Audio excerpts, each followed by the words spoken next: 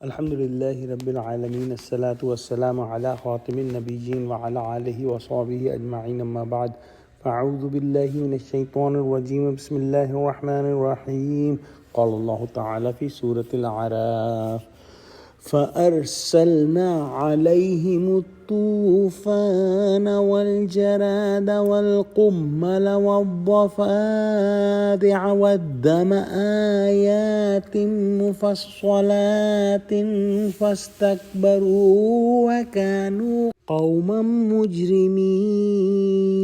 ترجمہ، تو ہم نے ان پر طوفان اور ٹڈیاں اور جوئیں اور مینڈک اور خون کتنی کھلی ہوئی نشانیاں بھیجیں، مگر وہ تکبر ہی کرتے رہے اور وہ لوگ تھے ہی گنہگار۔ پچھلی آیت کے اندر ہم نے پڑھا کہ کس طرح سے فرعونیوں نے موسیٰ علیہ السلام کو چیلنج کیا کہ آپ چاہیں جو نشانی لے آئیں ہم آپ پر ایمان نہیں لائیں گے۔ تو اللہ سبحانہ و تعالیٰ نے ان پر مختلف عذاب بھیجنے شروع کیے، یعنی تھوڑے تھوڑے وقفے کے ساتھ یہ تمام آیات دکھلائیں، مگر وہ کچھ ایسے متکبرانہ جرائم پیشہ اور پرانے گناہگار تھے کہ کسی طرح مان کر نہ دیے۔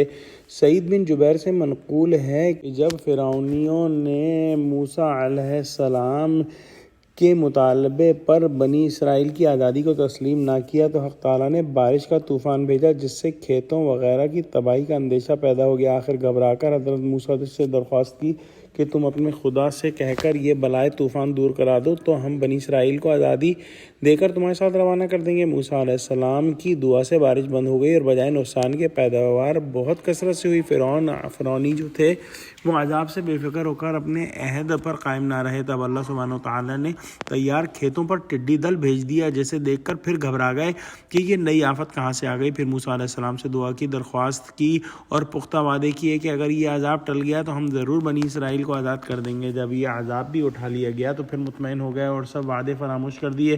آخر جس وقت غلہ اٹھا کر مکانوں میں بھر لیا تو خدا کے حکم سے غلے میں گھن لگ گیا۔ پھر موسیٰ علیہ السلام سے دعا کرائی اور بڑے پکے عہد و پیمان کیے، لیکن جہاں وہ حالت ختم ہوئی بدستور سابق سرکشی اور بدعہدی کرنے لگے تو اللہ سبحانہ وتعالیٰ نے ان کا کھانا پینا بے لطف کر دیا۔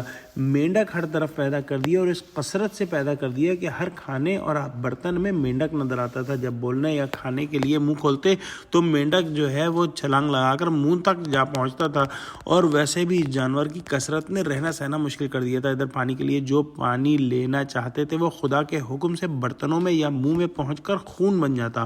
غرض کھانے پینے تک سے عاجز ہو رہے تھے، اس پر بھی اپنی شیخی اور اکڑفوں وہی تھی۔ یہ کھلی ہوئی نشانیاں دیکھ کر بھی یہ قوم جو ہے وہ موسیٰ علیہ السلام پر ایمان نہ لائی اور اپنا تکبر نہ چھوڑا۔